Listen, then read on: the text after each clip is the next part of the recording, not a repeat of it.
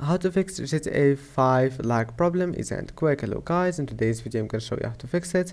If you want to fix it, all you need to do first, just go to settings, go to gaming, turn off this one, Xbox game bar, go to game mode, turn it on, then go to graphics settings. After that, turn it on, and then click browse. And here just you need to find GTA 5, and as you see here is it. Just search for the GTA 5 folder, and then just click on it. And as you see, I already added GTA 5 here.